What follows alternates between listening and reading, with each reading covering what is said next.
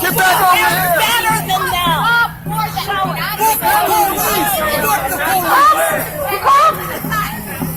Firecrackers! Contact firecrackers! That's what they came from!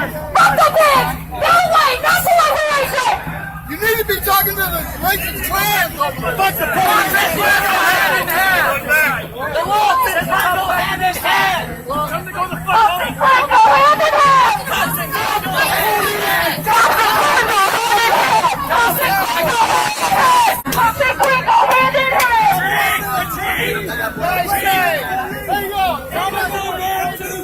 Come listen to us, people! Come on now! We're not free because we got the police, the SAPD here telling us that we're no longer free and that we must rally up in this cage to express freedom, justice, and equality. So that being said, I'm going to read this press release that we put out, and then we're going to let our speakers come. Somebody let me know when the commissioner is here, so I can go ahead and let him speak. I think it's going to do it, so when they do it, we need to be at City Hall, making sure they do it. I want to say a few things, because this is hardly ever said. I am so thankful to the 200,000 African American troops that fought in the Civil War against these racists. I am so thankful to those 200,000 African American troops that fought with the 10th Cavalry, that fought with the... Thank you all for coming out today. I know it's pretty warm, pretty hot, but we're in Texas, we're used to humidity. So I want to ask, who knows who Jaime Martinez was? He was an organizer for the community. And so I just want to say that he recently passed away within last month. So I just wanted everyone to take a moment of silence for him, because he was a dedicated leader for many decades in San Antonio. He was a San Antonio native, born and raised here. So let's all take a moment of silence for just right now. I'm a member of the Cesar organization, been with them for 10 years, and I've also been a student. I was a student at UTSA, and I participated in the organization there, MASA, and we have another member here that, with MASA, Matt, and also I know probably a lot of students here from UTSA, from other schools, from Incarnate Ward, from St. Mary's, from Our Lady Lake, just pretty much all over the city. So I just wanted to say a little bit about the history of the Latinos, because I know right here today to focus on, fighting racism, and the statue right here represents racism, whether there's people that say that want you to believe it or not.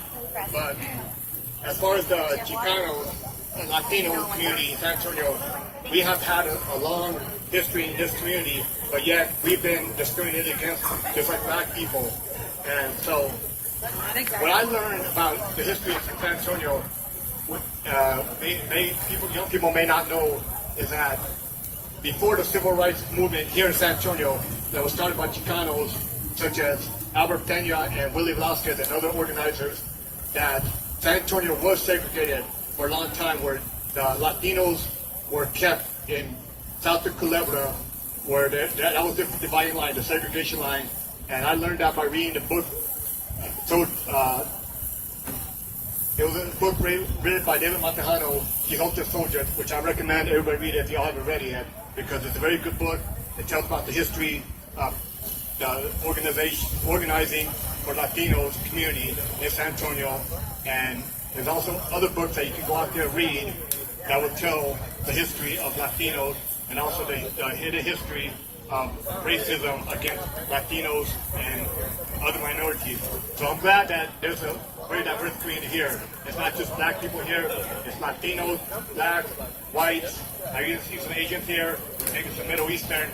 You know, we should all be united no matter what color we are. But yet, there is still racism, and racism will never disappear.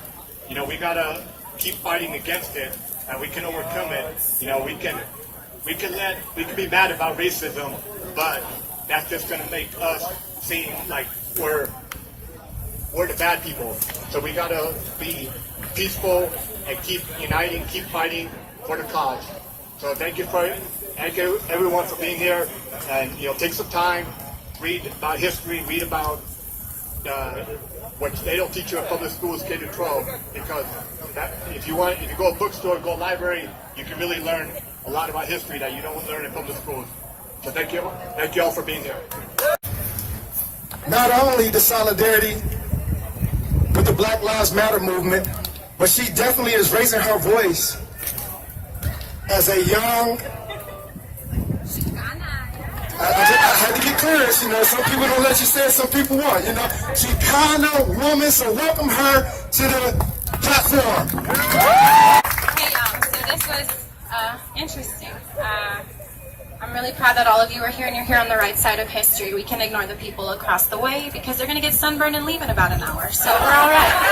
Yeah, we're all right. Okay, so with that said, I just want to overview what this statue means and what's going on in the city. So this statue has pretty much enough votes to come down already. So we're just here to show that we are in solidarity with any marginalized people in the past, the present, and in the future. Hopefully we can work to bring that number, those people down, so our children don't have to suffer the way so many of us and our ancestors have suffered.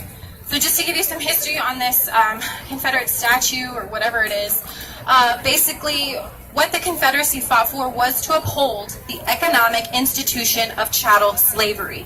People say, well, they're fighting for heritage, not hate. Well, yeah, when you put black people through genocide, millions and millions of Africans through genocide, and then you want to say, oh, we're flying our flag, but because we like the flag.